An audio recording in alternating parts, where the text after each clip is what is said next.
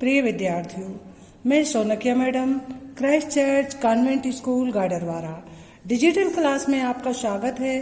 प्रिय विद्यार्थियों, मैं संस्कृत टीचर कक्षा 10वीं विषय संस्कृत। मैं आज आपको प्रत्यय समझाने जा रही हूँ। इससे पहले मैंने आपको कृदंत प्रत्यय समझाए थे, उनके 5 प्रकार आपको बता दिए थे। भूतकालिक कृदंत, वर्तमान कालिक कृदंत, विधिवाचक कृदंत, हेतुवाचक कृदंत, पूर्वकालिक कृदंत, ये मैंने आपको समझा दिए थे। आज मैं आपको तद्धित प्रत्यय समझाने जा रही हूँ, उसमें आप समझिए। तद्धित प्रत्यय, तद्धित प्रत्यय संज्ञा, सर्वनाम और विशेषण में लगते हैं। अब मैं आपको ये बता दूं ये कितने प्रकार के होते हैं। अड़ प्रत्यय, मतुप प्रत्यय, इनी प्रत्यय, ठक प्रत्यय, त्व प्रत्यय और त्रल प्रत्यय। अब अड़ प्रत्यय क्या होता है? अड़ प्रत्यय प्रमुख रूप से इसका प्रयोग कई अर्थों में होता है। भाववाचक संज्ञा पद बनाने में, अपत्यवाची शब्द में, देवतावाची शब्द में, पढ़ना में, जानना में, समूह के अर्थ आदि में इसका प्रयोग होता है। अब देखिए इसके उदाहरण। मनुधन अड़ बराबर मान वहा, रघुधन अड़ बराबर राग वहा, शिव धन अड़ बराबर शय वहा। तो ये अड़ प्रत्यय का मैंने आपको बता दिया। इसके बाद देखिए मतुप। मतुप बहुत अनिवार्य है और मतुप को ध्यान से समझिए। वह इसमें है या वह इसका है, इस अर्थ में मतुप का प्रयोग होता। वह इसमें है या वह इसका है, इसमें मतुप का। अब मतुप के पहले आ स्वर रहने पर, मतुप के पहले आ स्वर रहने पर मां का वा हो जाता है। शब्द में जोड़ते समय केवल मान जुड़ता है।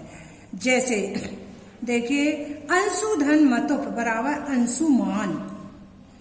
अब इसका मतलब ये हुआ अंशु धन मतुप, तो क्या इसका क्या हो जाएगा? अंशुमान। अब क्यों हो जाएगा अंशुमान?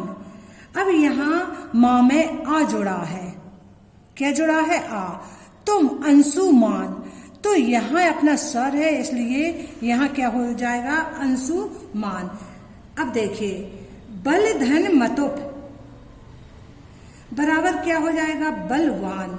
अब क्यों हो जाएगा? देखिए ऐसा है, अंशु यहाँ ऊ है, ऊ और आ के मेल से मान बनता है।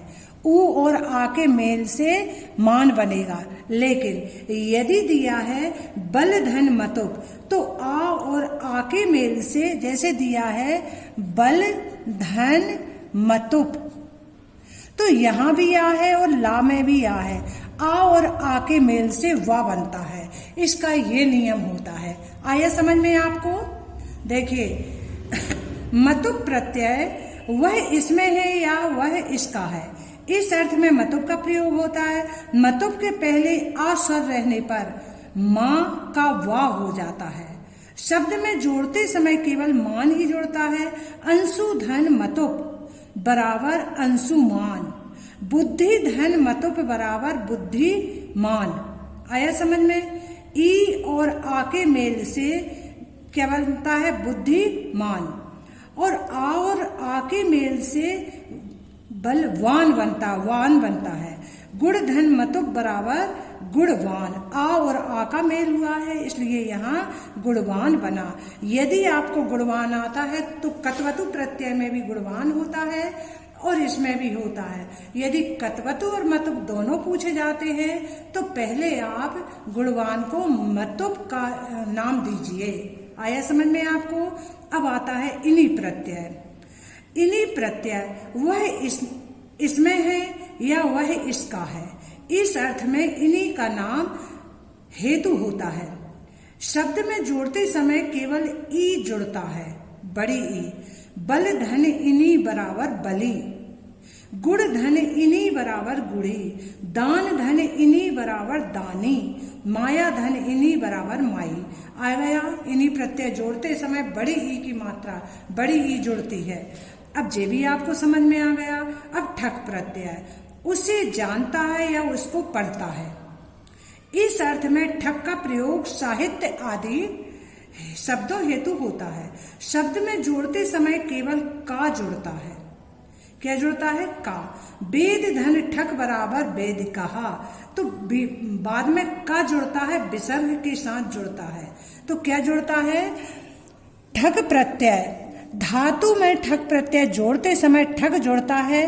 तो ये कैसे जुड़ता है? ये कहा, का जुड़ता है, कहा यानी विसर्ग सहित जुड़ता है। धर्म धन ठक बराबर धार्मिकहा। ज्ञान धन इतिहास धन ठक बराबर ऐतिहासिकहा। अब है आपको समझ में कि कहा जुड़ता है, का जुड़ता है लेकिन विसर्ग सहित जुड़ता है। अब आया है अपना क्या आया? त्वय प्रत्यय। अब त्वय प्रत्यय, इसका प्रयोग भाववाचक संज्ञा बनाने में होता है। उसका भाव इस अर्थ में त्वय का प्रयोग होता है। त्वय प्रत्यय युक्त शब्द नपुंसक लिंग में होते हैं। जैसे पशुधन त्वय बराबर पशुत्वम, पशु का गुण। गुरु धन त्वय बराबर गुरुत्वम। लघु धन त्वय बराबर लघुत्वम। आया समझ में? गुरु धन त्वय बराबर गुरुत्वम। अब आया है अपना त्रल प्रत्यय। अब त्रल प्रत्यय का प्रयोग कहाँ होता है? त्रल प्रत्यांत शब्द, अव्यय शब्द होते हैं ये। इसका प्रयोग सप्तमी विभक्ति बताने के लिए सर्वनाम आदि शब्दों में होता है। जोड़ते समय केवल त्रा ही जुड़ता है। जैसे तद धन त्रल बराबर त्रय। आया समझ में? तत्र, देखिए तद धन त्रल बराबर तत्र, तो इसमें केवल त्रा जुड़ता है। किम धन त्रल बराबर कुत्र। अन्य धन त्रल बराबर अन्यत्र। सर्व धन त्रल बराबर सर्वत्र। तो इसमें क्या जुड़ता है? त्रय। जैसे बहुधन त्रल बराबर बहुत्र। सर्वधन त्रल बराबर सर्वत्र। ये कई बार आ चुका है, इसको आपको ध्यान में रखना है।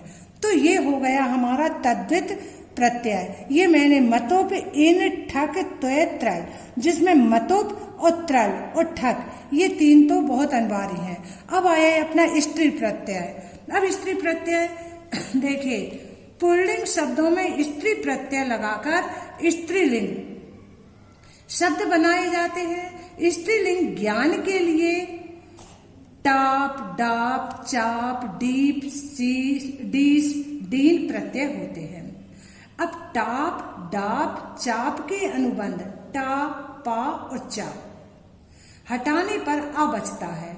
डीप, डीस, डीन के अनुबंध डा, पा, सा, ना हटाने पर ई बचता है। डीप, तो इनको हटा दिया तो ई बचा।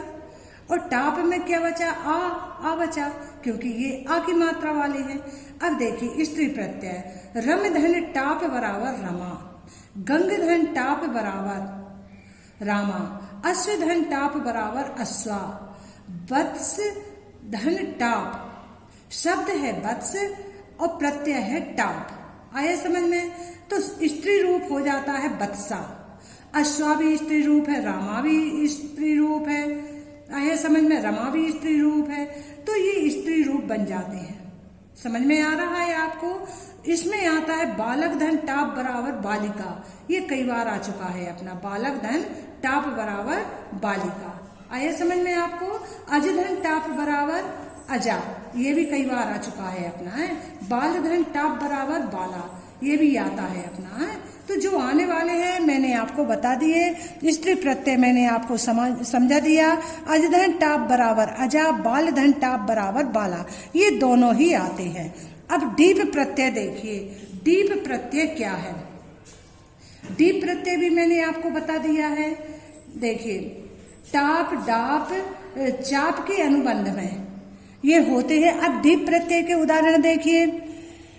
डीप प्रत्यय में ऋकारांत पुल्लिंग शब्द स्त्रीलिंग निर्माणार्थम के निर्माण के लिए डीप प्रत्यय का प्रयोग होता है। जैसे भोग कर धन दीप बराबर भोग करी। भोग कर है तो इसमें ई की मात्रा जुड़ जाती है। भोग कर धन दीप बराबर भोग करी। सुख कर धन दीप बराबर सुख करी। देव धन दीप बराबर देवी। तो आगे के शब्द में बड़ी की मात्रा जोड़ दी जाती है दीप प्रत्यय में। अब दिगु समा शांत शब्देशु दीप प्रत्यय प्रयोगों को भवती। त्रैलोक धन दीप बराबर त्रैलोकी। तो दीप में सभी में यही होता है। श्रीमत धन दीप बराबर श्रीमती। भवत धन दीप बराबर भवती। कुमार धन दीप बराबर कुमारी। किशोर धन दीप बराबर किशोरी। आइए समझ में ये। अब देखिए डीस प्रत्यय, ये सब स्त्री प्रत्यय के अंतर्गत आते हैं, पुल्लिंग में दिए रहते हैं और स्त्रीलिंग अपन को बनाना पड़ते हैं। मानुष धन डीस बराबर मानुषी। महिष धन डीस बराबर महिषी। मृदु धन डीस बराबर मृदवी। पटु धन डीस बराबर पटवी। अब आया है अपना डीन प्रत्यय और नर धन डीन बराबर नारी। तो आ गया ये अपना समझ में। तो ये मैंने आपको स्त्री प्रत्यय पूरे बता दिए हैं। आपको तद्धित प्रत्यय भी बता दिए, स्त्री प्रत्यय भी बता दिए। अब आपको समझ में आ गया होगा। सुप प्रत्यय। अब सुप प्रत्यय देखिए, सुप प्रत्यय शब्द रूप का निर्माण करते हैं। अत्यंत प्रत्यय इससे धातु रूप निर्मित होती है। तो बेटा मैंने आपको पांचों ही प्रत्यय समझा दिए हैं, आपको समझ में आ गए होंगे। धन्यवाद।